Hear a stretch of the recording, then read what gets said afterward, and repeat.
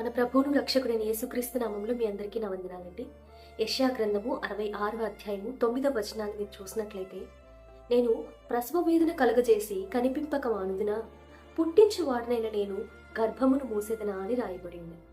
ఈ దినమున ఎంతో మంది జీవితంలో దేవుడు నాకు ఇచ్చిన వాగ్దానాన్ని నేను చూడలేకపోతున్నాను, అది నెరవేరడం లేదు అని బాధపడుతూ ఉన్నారు కదా.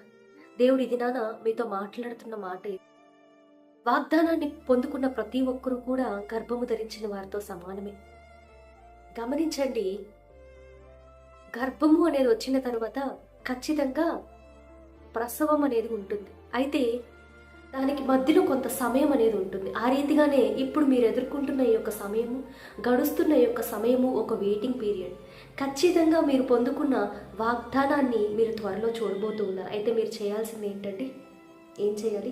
ఒక గర్భవతి ఏ రీతిగా తన గర్భఫలాన్ని గూర్చి ఏం చేస్తూ ఉంది? ప్రాపర్ కేర్ తీసుకుంటుంది, మంచి డైట్ తీసుకుంటుంది, మంచిగా నిద్ర ఉండేటట్టు చూసుకుంటుంది, రెస్ట్ తీసుకుంటుంది, బిడ్డకి ఏవైతే అవసరమై ఉన్నవో అటువంటి ప్రీనాటల్ వైటమిన్స్ వేసుకుంటూ ఉంటుంది, మంచి మందులు తీసుకుంటూ ఉంటుంది. ఇవన్నీ కేర్ తీసుకుంటూ ఉంటారు కదా, స్కాన్స్కి వెళ్తూ ఉంటారు. ఇలాంటి కేర్ మీ యొక్క వాగ్దానం బట్టి మీరు తీసుకుంటూ ఉన్నారు.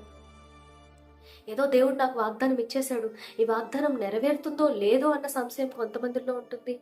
వాగ్దానం అయితే నేను తెచ్చుకున్నాను, కానీ ఇది అసలు దేవుడు నాకు ఇచ్చాడు, కానీ ఇది నెరవేరదు, ఇది అవ్వడం లేదు, నేను నిరీక్షించి అలసిపోయాను, ఇక అవ్వదేమో అని కొంతమంది ఏమనుకుంటూ ఉంటారు, ఒక డెసిషన్కి వచ్చేస్తూ ఉంటారు. ఇంకొంతమంది ఎదురు చూస్తూ ఉన్నాను ఇదే నిరాశతో ఉండిపోతూ ఉంటారండి. ఒక సమయం అనేది ఉంది. ప్రసంగి గ్రంథంలో ఏ రీతిగా రాయబడిందో, ఆకాశం క్రింద ఉన్న ప్రతిదానికి ఒక సమయం ఉంది అన్నట్టు మీ వాగ్దానం నెరవేరేందుకు కూడా ఒక సమయాన్ని దేవుడు ఎత్తిపెట్టి ఉన్నాడు. అది చాలా త్వరలో ఉంది. అయితే వాగ్దానాన్ని చూసినప్పుడు ఈ నిరీక్షించిన ఈ యొక్క కాలమంతా మీకు ఆ సమయంలో గుర్తుకు రాదండి. గర్భవతిగా ఉన్నప్పుడు ఎన్నో చేంజెస్ వాళ్ళ లైఫ్లో అనేటివి వస్తున్నాయి. వాళ్ళ యొక్క శరీరంలో ఎన్నో మార్పులు వస్తాయి. వాళ్ళు కొంత నొప్పుల్ని కూడా వాళ్ళు అనుభవించాల్సి వస్తుంది.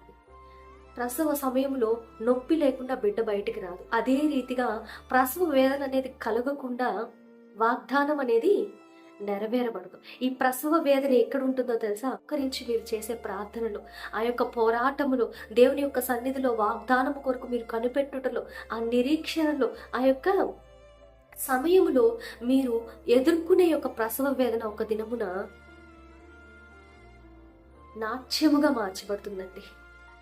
బిడ్డను చూసిన తర్వాత తల్లి తను పడిన ప్రతి బాధని మర్చిపోతుందంట.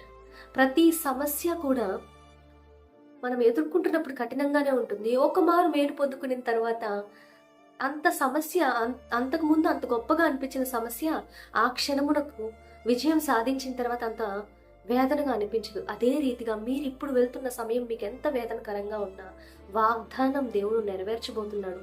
ఆ సమయమునకు ఇది కొంచెం తేలికగా అనిపిస్తుంది.